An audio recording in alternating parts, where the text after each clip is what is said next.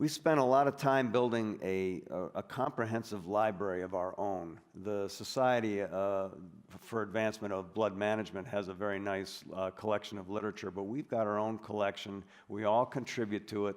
Dale manages it, and we use it regularly to decide on what we're going to use for our criteria to judge the appropriateness of transfusions. We also, by the way, send that literature out to our medical staff so everybody's aware of what we're looking at. And one of the things we do with it is to establish a threshold for when you think a transfusion would be a reasonable choice in caring for the patient. We've got a transfusion review committee that specifically reviews cases, and it actually helped to establish this threshold for transfusions. When we decided on the threshold, we sent the notice out to the medical staff. We also included some articles that supported our decision. And that's really important when you look at our definition that we're adhering to for patient blood management. Evidence-based means really you find the best literature that supports your decision and you share that literature with the medical staff. Once again, there is a secret weapon here, and that's Beth Black, because Dale gets all the credit, Beth does all the work. And that's the way it should be, isn't it, guys? You know, that's, that's pretty much the way it should be. And Beth, of course, combs our medical records. She monitors the transfusions. She identifies those cases where transfusions are given above the transfusion threshold. She identifies those cases where 2 units are given at a time when 1 unit would be sufficient. She gathers all the data. She puts it into understandable format and sends that out to the entire transfusion review committee every quarter. So we all get a very comprehensive look at our blood utilization in the hospital. And in addition to that, we actually, one of our metrics, of course, then is to see how are we doing in terms of our thresholds that we've set. Are we transfusing more than we should be, do we think? And we've seen the curves go down in terms of the frequency of transfusion, which is a true measure of success. So here's an example for you of what we collect and look at in our transfusion review committee.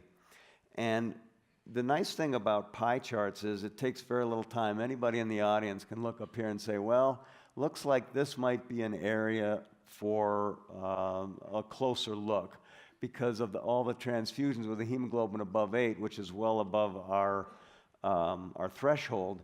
There are a particular discipline of physicians that are accounting for the majority of that. So we take a close look at it when we see things like that. Here's another example for you. Now this is probably more important because it's literally the transfusions by physician. And when we look at it in our peer review group, we have the names of each of those physicians. So we have an idea where we may have to target some additional education. Well, one of the ways we go about doing this is if we find, like, for instance, this particular practicing physician is actually prescribing at a much higher rate, we send them the pie chart, a letter, and supporting literature for why we think they may be excessively using blood.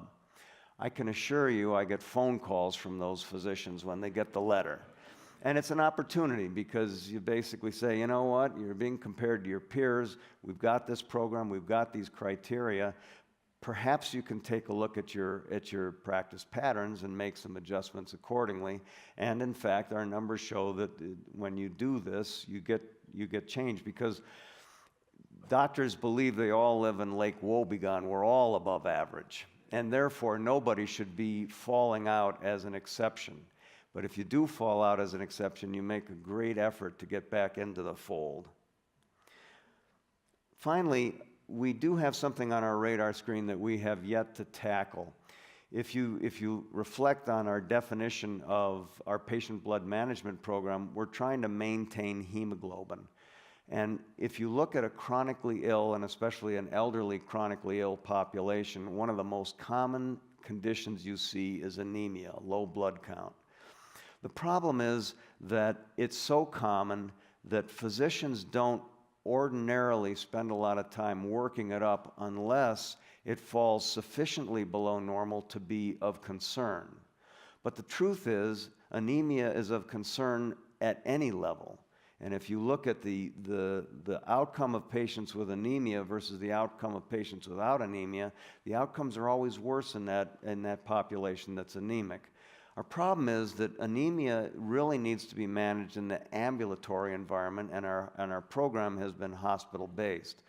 But what we've done, and it's a decision that wasn't based on the patient blood management program alone, it's based on our whole approach to population health. We've made the decision to move our ambulatory clinics, the hospital ambulatory clinics, from their current standalone electronic record into our hospital electronic record. What this is going to allow us to do, at least in a portion of the population, is identify patients with anemia, give that information back to the primary to see if we can find out why is the patient anemic, what's the diagnosis, and can we affect that blood count before the patient has some kind of an event. And if you think about this population of patients, they're not uncommonly on anti-inflammatories for their bad back or their knees. They may be on anticoagulation because they've got atrial fibrillation, or they may be getting ready to come in for a hip replacement. I see Dr. Schoenman down there, one of the speakers. Doesn't hurt to pick on him. So if Dr. Schoenman has to do a hip replacement on a patient who's starting out with a hemoglobin of 8 or 9, he's already at risk of having to transfuse that patient. There's just no way around it. So we're hoping that we're going to be able to launch this portion of the program because I think it's going to have an even bigger impact on our transfusion rates. You know, we here at YRMC are very proud of this program. It's up and running now 3 years. We've seen evidence of improvement.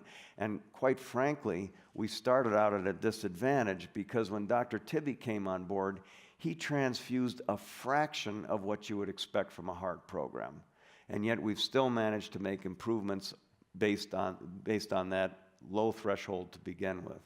And so going forward, we hope to have more success. We continue to work very hard at process improvement. And it's been a pleasure speaking to you. And I'm going to turn it back over to Jeannie and Diane to see what they can come up with next. Thank you.